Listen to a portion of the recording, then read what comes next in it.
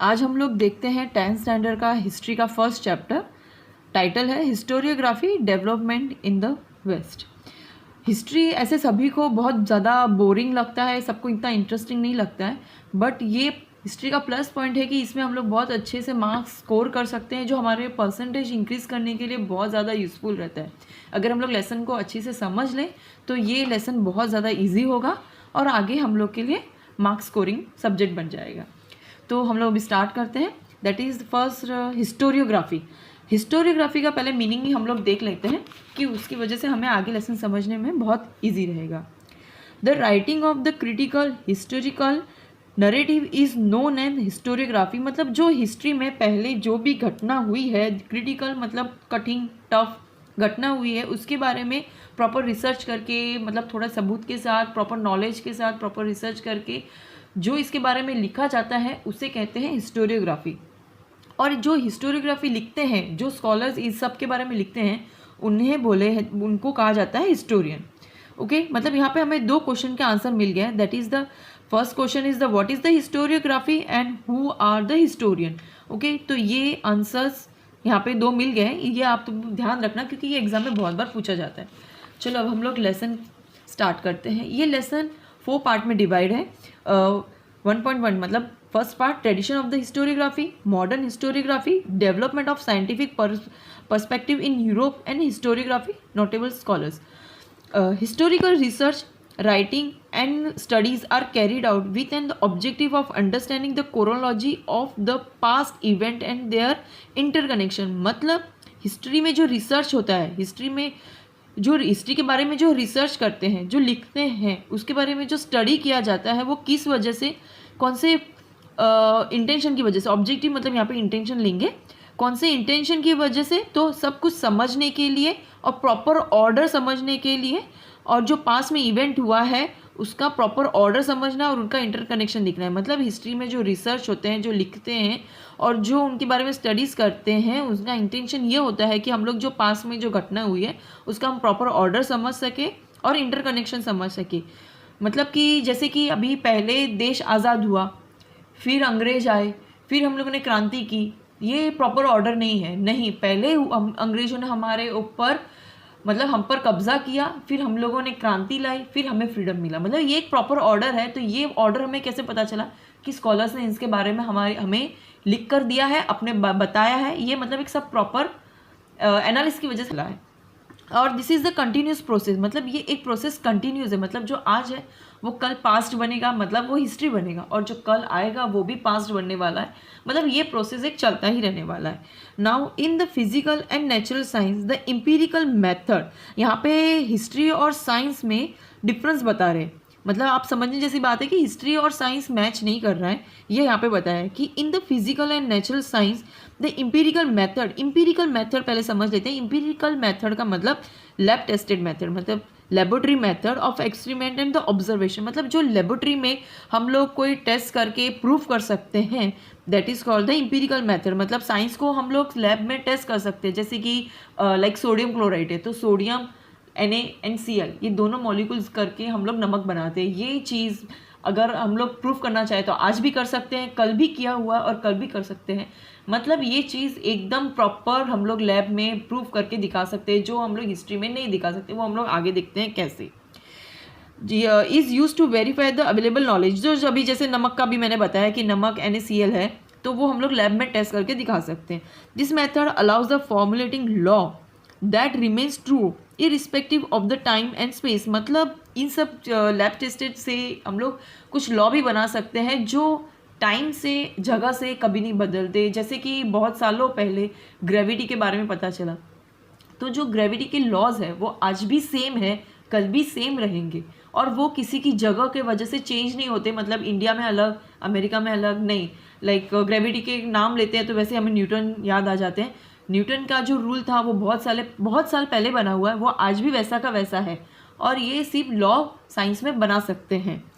And those laws can be tested and prove repeatedly. अभी Newton का law दिखाने के लिए हम बता सकते हैं कोई ऊपर से चीज़ नीचे गिरा कर कि भाई हाँ ग्रेविटी है, और उसका लॉ अभी भी पहले जैसा ही है। मतलब वो चेंज नहीं हुआ है टाइम की वजह से, जगह की वजह से। कहीं पे भी जाए तो ग्रेविटी अर्थ में कहीं पे भी जाओ तो ग्रेविटी तो रहने वाली है, वो चेंज होने वाली नहीं है। अभी आगे देखते हैं। In historical research it may not be possible to use the method of the laboratory experiment and the observation. सबसे मेन चीज़ ये है कि हिस्ट्री को हम लोग कोई भी लैब में एक्सपेरिमेंट करके प्रूफ नहीं कर सकते। सबसे बड़ी चीज़ ये है कि साइंस प्रूफ होता है लैब में, लेकिन हिस्ट्री नहीं होता है। This is because we are not present in the historical time and space and the historical events can not be recreated.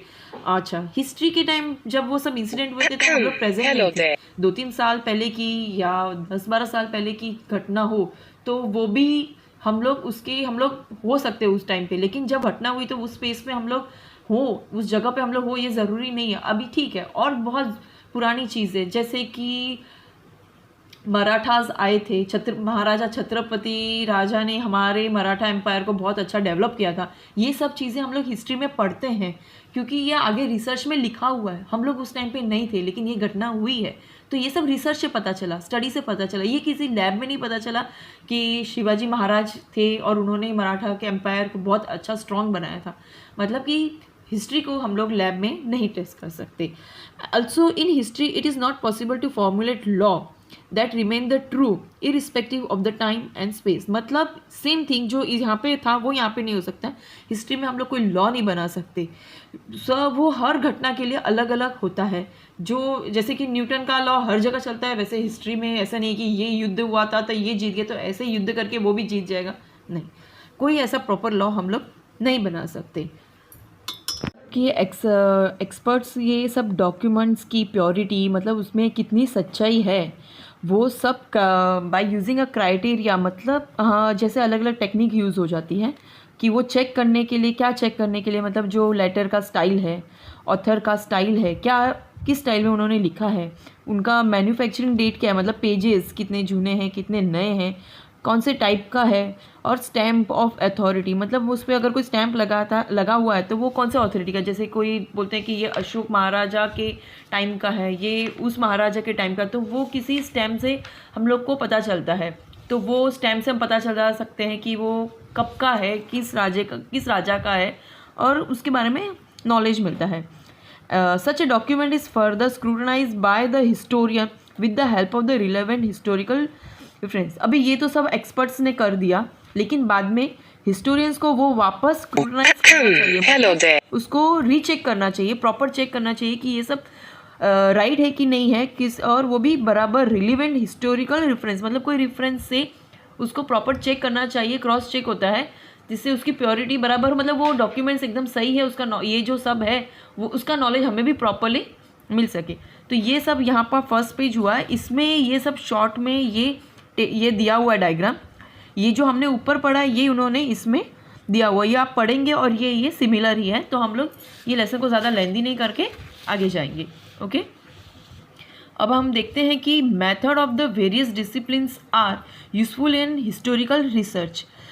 जैसे कि मेथड ऑफ वेरियस डिसिप्लिन्स मतलब बहुत सारी स्टडीज़, बहुत सारे टाइप से हम लोग हिस्टोरिकल रिसर्च करते हैं, जैसे कि archaeology, archival science, manuscriptology, epigraphy मतलब study of the inscriptions, analysis of the lettering style, linguistics, numismatic, study of coins, genealogy, study of the lineage etcetera. ये सब पुरानी चीज़ों को मतलब हिस्टोरिक के लिए स्टडी के लिए ये सब टाइप्स है। मतलब आर्कोलॉजी मतलब लाइक पुरानी चीज़ों की स्टडी, कुछ यहाँ पे किसी अभी बताते हैं कहीं पे ये मूर्ति मिली, ये 200 साल पुरानी है, 1000 साल पुरानी है, मतलब जो खुदाई में जो चीज़ें मिलती हैं उनका टाइम कितना हुआ वो कितनी पुरानी है, वो हमें यह आर्कोलॉजी से मतलब इस मेथड से पता चलता है। आर्चिवल मतलब डॉक्यूमेंट्स होते हैं जिसकी मतलब उनके हिसाब से हमें पता चलता है, उसके बारे में नॉलेज मिलता है। मैन्यूस्क्रिप्टोलॉजी इसका मतलब होता है कि मैन्युस्क्रिप्टोलॉजी मतलब हैंड राइटिंग, लाइक कौन से भाषा में लिखा हुआ है। अभी हमारे यहाँ एक ही भाषा तो है नहीं, जैसे बहुत बहुत टाइप की भाषा है, संस्कृत, देवनागरी, ये तो फिर भी हमको पता चलती है, बट वो प्राचीन ज़्यादा उनके लिए एक्सपर्ट चाहिए। तो ये हैंड राइटिंग है वो किस टाइप की है। एपिग्राफी मतलब स्टडी ऑफ द इंस्क्रिप्शंस, मतलब सिम्बॉल्स होते हैं कुछ, तो हमें पता चलता है ये सिम्बॉल्स, जैसे कि छत्रपति शिवाजी महाराज का कॉइन का कोई सिंबल, तो हमें पता चलता है कि वो उस टाइप की कॉइन्स है, ये तो उस टाइप की सिंबल है। कहीं पे कुछ टाइप की कार्विंग स्पेशली होती है, जैसे खजुराहो की कार्विंग वगैरह होती है, तो उससे पता चलता है, मतलब हर एक चीज़ के बारे में वहाँ पे स्टडी होती है। Analysis of the lettering style, मतलब उनके लेटर लिखने का स्टाइल क्या है। लिंग्विस्टिक्स मतलब लैंग्वेज, कौन से लैंग्वेज में लिखा हुआ है, जो अभी मैंने कहा है जैसे ऊपर था वैसे, मतलब ये हैंड राइटिंग से सिमिलर, मतलब कौन से लैंग्वेज में लिखा हुआ है। न्यूमिस्टिमेटिक मतलब स्टडी ऑफ कॉइन्स, अभी कॉइन्स जैसे कि आज का कॉइन निकालेंगे तो पता चलेगा आज के कॉइन्स है। अभी ये बहुत पहले के 5 पैसे के कॉइन्स होते हैं, पहले तांबे के कॉइन्स होते थे, पहले सिल्वर के कॉइन्स होते थे, जो रेगुलर लाइफ में यूज़ होते थे, वो कॉइन्स का भी हम लोग स्टडी करते हैं। मतलब इससे भी ज़्यादा प्राचीन कॉइन्स होते हैं, तो उनसे हमें पता चलता है ये कितने पुराने कॉइन्स हैं। जियोनोलॉजी इन द सेंस पूर्वजों के बारे में, मतलब ये सब एक स्टडी के टाइप्स हैं जो हिस्टोरियोग्राफी में यूज़फुल है, हिस्टोरियंस यूज़ करते हैं ताकि वो प्रॉपर इस बारे में इंफॉर्मेशन कलेक्ट कर सके। ठीक है, हमने पहले कहा था कि लेसन 4 पार्ट में डिवाइड है, तो ये फर्स्ट पार्ट स्टार्ट हो रहा है कि tradition of the historiography. We have learn about the historical research method, मतलब हम लोगों ने मैथड सब ऊपर पढ़ लिए, ये सब जो मैथड हमने पढ़े हैं वो critically examining the historical resources and writing the historical narrative, मतलब ये सब मैथड यूज़ होते हैं। पहले के सब जो टफ लाइक अभी उन लोग के लिए इजी था, उन्होंने लिख दिया, लेकिन अभी ये सब हम लोग को आज के वक्त में प्रेजेंट में समझना हो तो थोड़ा टफ होता है, लेकिन इसके लिए पूरा उन लोग एनालिस करते हैं, सब मेथड यूज़ करते हैं और सब सोर्सेज यूज़ करके वो लोग सब नरेट करते हैं, लिखते हैं। अभी ये हम लोगों ने पहले स्टार्टिंग में ही पढ़ लिया था कि the writing of the critical historical narrative is known as the historiography. Historiography का मीनिंग हम लोगों ने पढ़ लिया था कि जो पहले घटना हुई थी उसके बारे में पूरा एनालिस करके विथ प्रूफ हम लोग जो स्कॉलर्स लिखते हैं उनको हिस्टोरियोग्राफी करते हैं, और जो लिखने वालों को हिस्टोरियंस कहते हैं। ये हम लोगों ने स्टार्टिंग में देख लिया था, सो हम लोग अभी आगे जाएंगे। The historians can not include every past event in the narrative, मतलब ये तो बहुत जनरल नॉलेज की बात है कि हिस्टोरियंस सब लोग एक एक चीज़ नहीं लिख सकते राजा के बारे में, उनकी रूटीन नहीं लिख सकते, उनके डे टू डे एक्टिविटीज़ नहीं लिख सकते, वो लोग मेन पार्ट्स करते। लाइक हम लोग को अभी बुक में आता है शिवाजी महाराज का, तो शिवाजी महाराज के उसके ऊपर हम लोग को 3-4 लेसन आएंगे, 10-12 लेसन आ जाएंगे, 15-20 लेसन आ जाएंगे, मतलब उनमें उनका पूरा लाइफ कवर नहीं होता, लेकिन मेन जो उन्होंने बहुत अच्छे बड़े काम किए वो सब होते हैं। मतलब हिस्टोरियंस सब बहुत सारी इंक्लूड सब चीज़ें नहीं कर सकते। The inclusion the interpretation of the historical events by the historians often depend on the conceptual framework adapted by him, मतलब अभी जो हिस्टोरियन ने जो अपने लिए जो टॉपिक लिया है उस टॉपिक के ऊपर वो मतलब उनका क्या इंक्लूजन होता है, उनका हिस्टोरियन इवेंट्स क्या मतलब उनमें लोग क्या लिखते हैं, जो उनका टॉपिक होता है, जो उनका फ्रेमवर्क, मतलब उनमें उनको किस टॉपिक पे कितना उनका एक दायरा फिक्स होता है, उनके हिसाब से वो लोग लिखते हैं। Adopted by him, his style of writing is determined by that the conceptual framework, मतलब उन्होंने जो टॉपिक चूज़ किया है उसके हिसाब से वो सब उस टॉपिक को वो लोग बराबर से डिफाइन करते हैं। The tradition of the writing historical narrative that is the historiography, मतलब जो tradition of writing historiography narrative that is historiography was not the prevalent in the ancient societies of the world, however that does not mean that they were, मतलब पहले के ज़माने में ये सब historiography को इतना मतलब प्रोत्साहन नहीं मिलता था, इतना बढ़ावा नहीं मिलता था कि उन लोग को सब नॉलेज कलेक्ट करने के लिए, मतलब however that does not mean that they were not aware of the historical time or were not eager to know, मतलब इसका मतलब वो ये भी नहीं है कि वो लोग इंटरेस्टेड नहीं थे, वो सब ना जानने के बारे में इंटरेस्टेड नहीं थे, ऐसा भी नहीं था। बट अभी जिस टाइप से सब बढ़ावा दे रहे हैं, सब प्रोत्साहित करते हैं, उतना पहले नहीं होता था। Ancient people also felt the need of the passing on the stories of the life and the valor of the ancestor to the next generation, मतलब वो लोग ऐसे इंटरेस्टेड होते थे कि वो लोग जैसे कि मैं अभी आगे पहले हमारे टाइम पे अभी कोरोना हुआ था, वो हम अपने बच्चों को बोलेंगे, वो आगे पास करेंगे। जैसे उन लोग भी पहले बहुत सारी स्टोरीज़, वहाँ पे ये हुआ था, यहाँ पे ये होता, वो लोग आगे आगे वोकली पास करते हैं। Ancient communities all over the world use various means like cave painting. मतलब पहले अभी यहाँ पे हम लोग आजकल के ज़माने में कुछ अच्छा चीज़ देखी, कोई अच्छी घटना देख रहे तो हम लोग वीडियो कर लेते हैं, उसका हम फ़ोटो निकाल लेते हैं, जो इंस्टेंट इतना हो जाता है। लेकिन पहले ऐसा नहीं होता था। पहले ये फैसिलिटी तो नहीं थी, ये सब आपको भी पता है, कैमराज नहीं थे, कुछ नहीं थे, तो लेकिन उनके पास कला होती थी।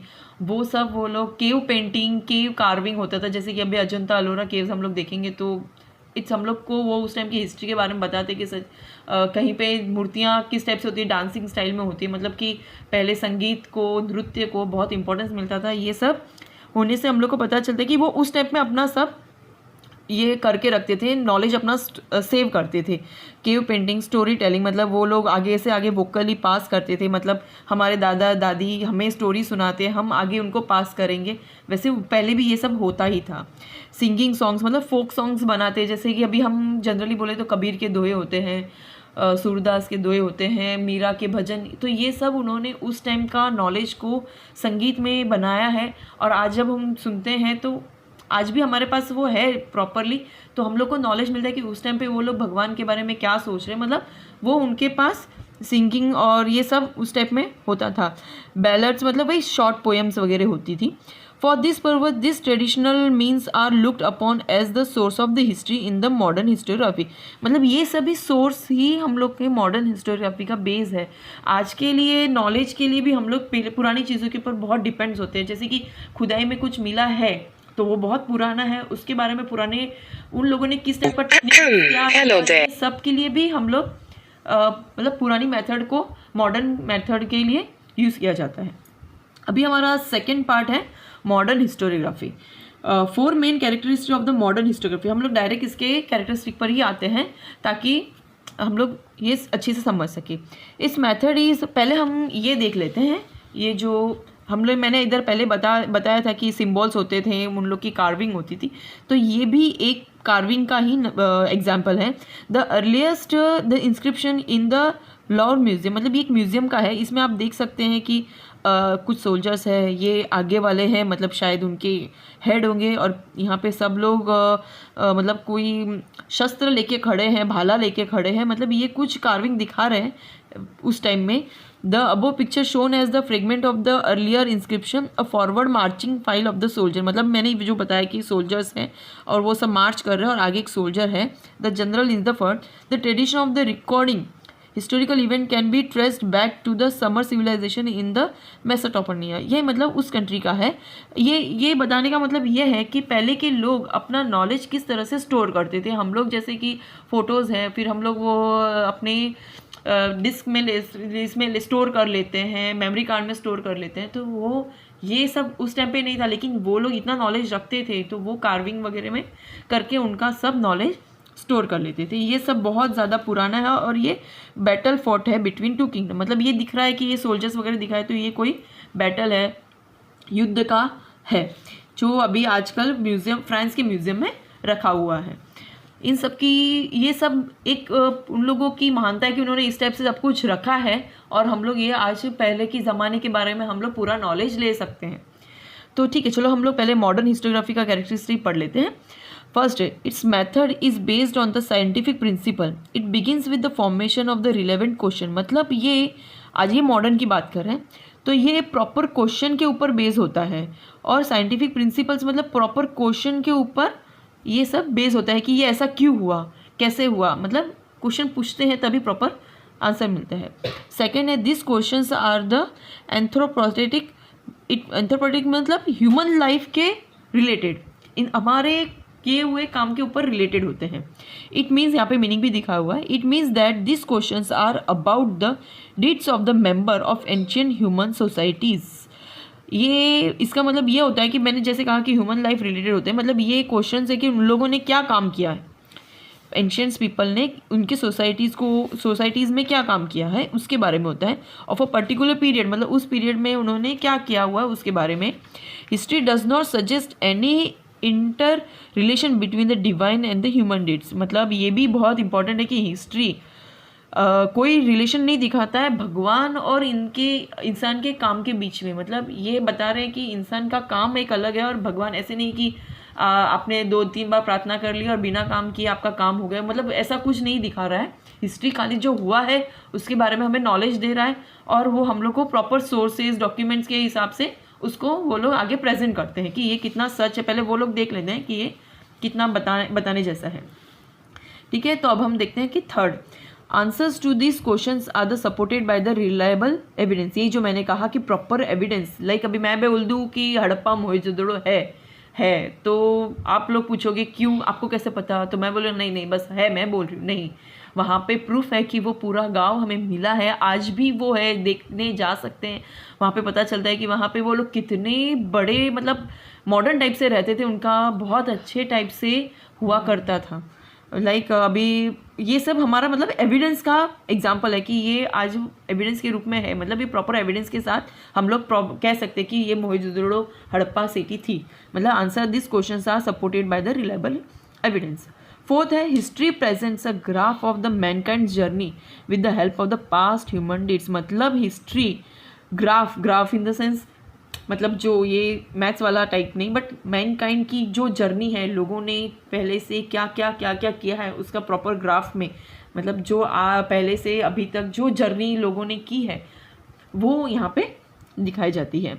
It is said that the modern historiography with the about the characteristic has its root in the ancient. मतलब मॉडर्न हिस्टोरियोग्राफी बेस है एंशियंट के ऊपर, मतलब उसकी रूट्स कहाँ है, एंशियंट के ऊपर। हम लोग मॉडर्न टेक्निक यूज़ करते हैं लेकिन किन के ऊपर, पीछे की पहले की एंशियंट टाइम के इसके ऊपर। Greek historical writing history is the originally a Greek term. मतलब अभी देखिए यहाँ पे बताया गया है कि हिस्ट्री मतलब ओरिजिनली ग्रीक वर्ड है। ठीक है, Herodotus the Greek historian of the 5th century BCE use its first for his book entitle the histories. मतलब उसका बुक का नाम ये था, तो इसकी वजह से हिस्ट्री नाम आया है। मतलब ये एक ग्रीक वर्ड है जो हमें मतलब ये हेरोडोटस की बुक के हिसाब से हमें मिला है। ठीक है, now the 1.3 third part, development of the scientific perspective in Europe and the historiography. मतलब डेवलपमेंट यूरोप में इसका क्या हो रहा है ये हिस्टोरियोग्राफी का, ये हम लोग देखते हैं। Till the 18th century CE Europe had achieved a remarkable progress in the field of philosophy and the science. मतलब अभी ये देखिए कि 18th century तक यूरोप ने बहुत ज़्यादा अच्छा प्रोग्रेस किया था।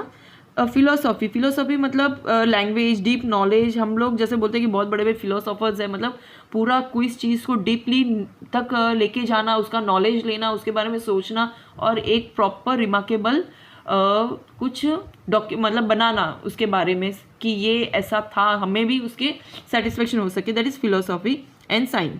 Scholars by then had come to believe in the possibilities of the studying the social and historical truth by applying the scientific method। मतलब कि उन लोग के स्कॉलर्स ने साइंटिफिक मेथड करके हिस्ट्री के ट्रूथ को मतलब निकालना शुरू किया, बताना शुरू किया। वो लोग साइंटिफिक मेथड यूज़ कर अप्लाई करने लगे। Now the philosophical discussion focus more and more on the objectivity in the history and historiography. The same thing is के वो लोग ज़्यादा फोकस करने लगे इस सब का नॉलेज लेने के लिए। Prior to the 18th century, all the European universities were interested only in the philosophical discourses revolving around the divine phenomena. However, gradually this scenario begins to change in 1737 CE. The Göttingen University was founded in the Germany. Prior to the 18th century मतलब 18th century में starting में European university were interested, मतलब कि वो लोग खाली philosophy ही पढ़ाते थे। उनका डिस्कोर्स मतलब उनका कोर्स था, ये उनके बारे में ही स्टडी चलती थी। जो रिवॉल्विंग मतलब वो किसके सराउंड पूरा रिवॉल्व करती थी, मतलब किसके बारे में ही पढ़ाते थे, डिवाइन फिनोमिना, मतलब भगवान गॉड जो वो मानते हैं वो उनके बारे में, मतलब वो उन्हीं के बारे में पढ़ते थे। लेकिन धीरे धीरे ये बात चेंज होने लगी। However the gradually this scenario begins to change, मतलब धीरे धीरे वो इस बात से अलग सोचना शुरू किया उन लोगों ने। बिगिंस टू चेंज इन, वो कब, इन 1730 CE गोटिंगन यूनिवर्सिटी वॉज फाउंडेड। मतलब ये यूनिवर्सिटी जर्मनी में बनी जहाँ पे फर्स्ट टाइम वो लोग इंडिपेंडेंट डिपार्टमेंट हुआ था हिस्ट्री के रिसर्च के लिए, मतलब प्रॉपरली, जैसे कि वो लोग अभी वहाँ पे जर्मनी कहेंगे तो क्रिश्चियन है, Christian in the sense Jesus God है उनके, तो वो उनके बारे में ही पढ़ाते थे, उनके बारे में ही मतलब रिसर्च सब था। लेकिन अभी उन्होंने एक इंडिपेंडेंट किया, मतलब फिर वो हर एक फील्ड में देख रहे हैं, एक ही चीज़ को लेके नहीं ज़्यादा सेंटर कर रहे हैं, तो वो आगे आगे बढ़ने लगे। German university also become the centre of the historian cities, I mean studies, मतलब धीरे धीरे ये जर्मनी यूनिवर्सिटीज़ में और भी सेंटर्स होने लगे ये हिस्टोरियंस के लिए। मतलब हिस्टोरी यहाँ पे एक बार देख लेते हैं कि हिस्टोरीग्राफी मतलब ओके अभी हमने यहाँ पे 3 पार्ट देख लिए हैं, तो अभी ये वीडियो यहीं पे स्टॉप करते हैं और अगले पार्ट 2 में हम लोग ये 1.4 पार्ट है वो जो नोटेबल स्कॉलर्स का, वो हम लोग अगले वीडियो में देखेंगे प्रॉपरली, ताकि ज़्यादा कुछ हम लोग को प्रॉब्लम ना हो कि सब एक साथ में बहुत ज़्यादा लेंदी हो जाएगा। तो अब लोग हम यहाँ पे वीडियो स्टॉप करते हैं। Thank you. अगर आपको मेरा वीडियो अच्छा लगे तो प्लीज़ लाइक और सब्सक्राइब कीजिए। Thank you so much.